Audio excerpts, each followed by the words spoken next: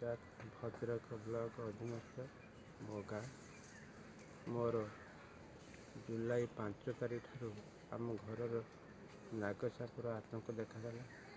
ଜୁଲାଇ 5 ଠାରୁ ପିଲାମାନେ ବହୁତ ଚେଷ୍ଟା କରି ସେ ହେଲ୍ପଲାଇନ୍କୁ ସଂଗ୍ରହ କରିପାରିଲେନି। ବାଧ୍ୟ ହୋଇ ଆମେ ହେଲ୍ପଲାଇନ୍ରେ ଆଶ୍ରୟ ନେଲୁ। ଯାହା ହଉ ସେ ଭଦ୍ରକ ଡିଏଫ୍ଓଙ୍କ ନିର୍ଦ୍ଦେଶ କ୍ରମେ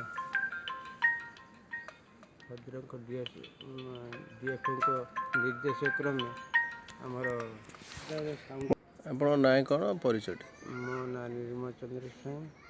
ଆମ ଘର ଏଇ ବିଭୂତିପୁର ଗାଁ, କଲେଇ ପଞ୍ଚାୟତ, ଭଦ୍ରକ ବ୍ଲକ ଅଧୀନସ୍ଥ ମୁଁ ରହୁଛି। ମୋର ଜୁଲାଇ 5 ତାରିଖରୁ ଏଇ ଘରର ନାଗସାପ ବାହାରିଲେ। ପିଲାମାନେ ବହୁତ ଭୟଭୀତ ହେଇଗଲେ। ଅନ୍ୟର ଆଶ୍ରୟ ବି ନେଲେ। ଅନ୍ୟ ଘରମାନଙ୍କରେ ସେମାନେ ଜୀବନ ନିର୍ବାହ କଲେ ଏବଂ ସେଇ 5 ତାରିଖ ଠାରୁ ଲାଗି ଭଦ୍ରକ ଡିଏଫ୍ଓଙ୍କ ସହଯୋଗରେ ଆମର ସେ ସ୍ନେକ୍ ହେଲ୍ପଲାଇନ୍ ଆସି ସେ ସାପ ଉଦ୍ଧାର କଲେ। 31ଟା ନାଗସାପ ଉଦ୍ଧାର କରାହେଲା। ଆଉ 39ଟା ଅଣ୍ଡା ବି ତା ଦେହରୁ ଉଦ୍ଧାର କରାହେଲା। ଶେଷରେ ମୋ ଘରଟାକୁ ଭଙ୍ଗା ହେଲା ପରେ ସେ ସାପ ଏ ବିଷୟରେ ଜିଲ୍ଲା ପ୍ରଶାସନଙ୍କ ଅବଗତ ଅଛନ୍ତି କି? ଅବଶ୍ୟ 9 ତାରିଖ ଗତ 7-8 ଖୋଳା ହେଲା ପରେ 9 ତାରିଖ ଦିନ ମୁଁ ଆମ ଗାଁ ଲୋକଙ୍କୁ ଧରିକି ମୁଁ ଜିଲ୍ଲାପାଳଙ୍କ ଅଭିଯୋଗ ଦାଖଲ କଲି। କିନ୍ତୁ ତାର ଏପର୍ଯ୍ୟନ୍ତ କିଛି କାର୍ଯ୍ୟକାରୀ ହେଲା ନାହିଁ।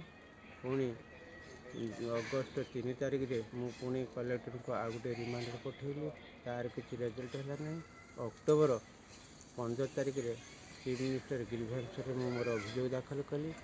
ତାପରେ ସେଥିରେ କିଛି ରେଜଲ୍ଟ କ'ଣ ହେଲା ତାହା ବି ମୁଁ ଜାଣିପାରିଲି ନାହିଁ। ମୁଁ ଅକ୍ଟୋବର 29ରେ ମୁଁ କଲେକ୍ଟରକୁ ମୋର ସେ ବିଦ୍ୱାନ ତରଫରୁ ଜଣେ ସାର୍ ସେ ମେଲ୍ କଲେ। ତାର କିଛି ରେଜଲ୍ଟ ହେଲା ନାହିଁ। ଅକ୍ଟୋବର 31ରେ ପୁଣି ଚିଫ୍ ମିନିଷ୍ଟରଙ୍କୁ 3 ତାଲାକୁ ମୁଁ ଚିଠି ମୋର ଅଭିଯୋଗ ପଠାଇଲି। କିନ୍ତୁ ତାର କ'ଣ ହେଲା ତାର ଫଳାଫଳ ମୁଁ ପାଇଲି ନାହିଁ। ପୁଣି ଆଉ ଥରେ ବି ଚିଫ୍ ମିନିଷ୍ଟରଙ୍କ ମୁଁ ପଠାଇଲି। ତାର ନକଲ ସବୁ ଅବିକଳ ନକଲ ମୋ ପାଖରେ ଅଛି। ତେଣୁ ତାର କିଛି ରେଜଲ୍ଟ ହେଲା ନାହିଁ। ତେଣୁ ମୁଁ ଏପର୍ଯ୍ୟନ୍ତ ଏଇ 6 ମାସ ମାନେ ବର୍ତ୍ତମାନ ଯେଉଁ ହାଡ଼ଭଙ୍ଗା ଶୀତ ଆପଣ କେମିତି ସବୁ ତ ଘର ଭାଙ୍ଗି ଯାଇଛି, କେମିତି ଆପଣ ରହୁଛନ୍ତି? ଆପଣ ଅନୁଭବ କରନ୍ତୁ, ମୁଁ କପଡ଼ା ଟାଙ୍ଗିକି ମୋ ପରିବାରକୁ ନେଇ ଚଳୁଛି। ବହୁତ କଷ୍ଟରେ ରହୁଛି। ଏବେ ବି ମୋର ଝିଅ ସିଏ ପର ଘରେ ବି ତାଙ୍କର ମୁଣ୍ଡ ଗୁଞ୍ଜୁଛି।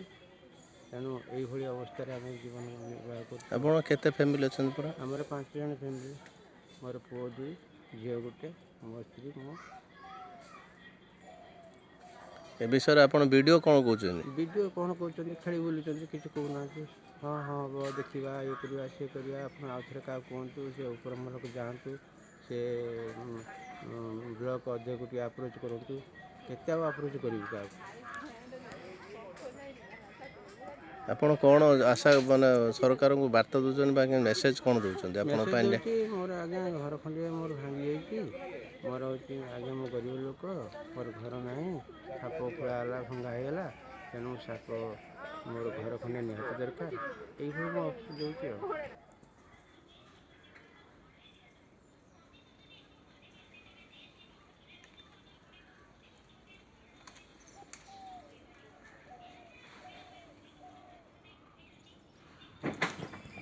ଯା